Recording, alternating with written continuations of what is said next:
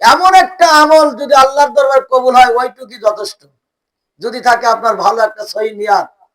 আবার জাহান্নামে যাইতো গাদি পাপ লাগবে না, সামান্য একটা গুনাহ যদি আল্লাহ দরবারে কবুল হয়ে যায়, ওই কারণে যদি জবাব না দিতে আপনাকে নিশ্চিত জাহান্নামে যেতে হবে।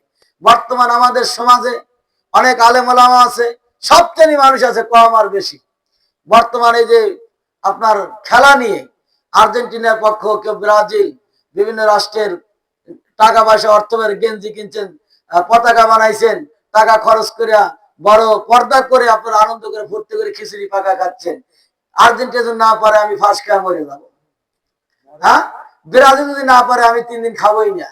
আমি ফেসবুকে দেখলাম, শুনলাম এক মাওলানা ওয়াজ করতে বললো আমার মাহফিলের দ্বিতীয় বক্তা গতকাল, ফেসবুকে নাকি উনি দেখছে স্ত্রী বলতেছে যদি আর্জেন্টিনা না পারে আমি তোমাকে ছেড়ে দেবো, স্বামী বলতেছে যদি ব্রাজিল না পারে আমি তোমাকে ছেড়ে দেবো। এখন কথা বলেন, আল্লাহ রাসূল বলেন মান তাসাব্বা বিকওমি ফাহুয়া মিনহুম, পৃথিবীর বুকে যে যার সাথে সম্পর্ক রাখবে অন্তরে তার সাথে তার হাসন নাসর হবে। আজকে যারা ব্রাজিলের পক্ষ নিচ্ছেন, আর্জেন্টিনার পক্ষ নিচ্ছেন, যে দেশে এখনো প্রকাশ্যে মসজিদ করতে দেয় না, আজান দিতে দেয় না, যে রাষ্ট্রীয় ভাবে সেখানে আমাদের ধর্মের স্বাধীনতা নাই, আর সেই দেশের পক্ষ নিলেন, টাকা অর্থ ব্যয় করে গেঞ্জি বানাইলেন আর্জেন্টিনা পক্ষে। আর আপনার দেশ, আপনার বাংলাদেশ তো সেই খেলায় নাই, কেই লজ্জা থাকা উচিত। আর এদেরকে দিয়ে আমি বলতেছি, এই সকল মানুষদেরকে ওই মেসি আর নেইমার দিয়ে জানাজার নামাজ পড়া দিয়ে কোন মসজিদের ইমামদের জন্য দেখেন না, কারণ ওনাদের তো আপনাদের জানের চাই প্রিয় হয়ে গেছে। মোল্লার বেতন বছরে 30 টাকা দেওয়া হলে 40 টাকা চালি খেকে মেরে ওঠো, আর 200 টাকার গেঞ্জি বানায় 7 দিনে লেগে লিখ পাইতে চাও, জমি বেচো, পতাকা বানাও। মুসলমান কোথায় তোমরা? একটু পরিচয় দাও। সারা বছর নামাজ পড়ো না, 100 টাকা বেতন দিতে 3 বার করে ইমামের তারাও, আর 200 টাকা 500 টাকা খরচ করে গেঞ্জি বানাও, আবার পিকনিক করো, আবার নারী নিয়ে এসে নাচায়, তোমরা রাত করে গান দেখো। এটা কোন মুসলমানের বাচ্চা করতে পারে না। চিল্লা বলুন করা ঠিক কিনা?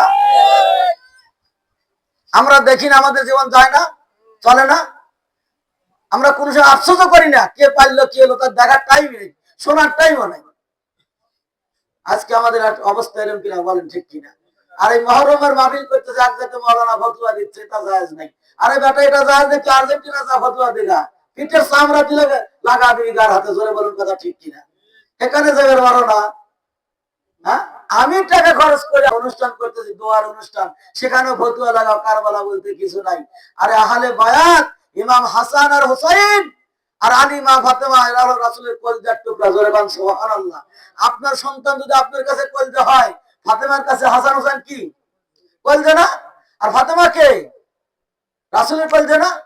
আপনারা রাসূলের সাথে প্রেম দিবেন না, চলে যাবেন আর্জেন্টিনা, ব্রাজিল, আর নামে নামে বলবেন হুজুর আপনার কাছে ভালো। অত ভালো থাকবি না, মরার পরে দোয়া জানো না, হুজুর জানাজার নামাজে নিয়ত করে দেন, জোরে বলুন কথা ঠিক কিনা? তো মহব্বতে দরকার আল্লাহুম্মা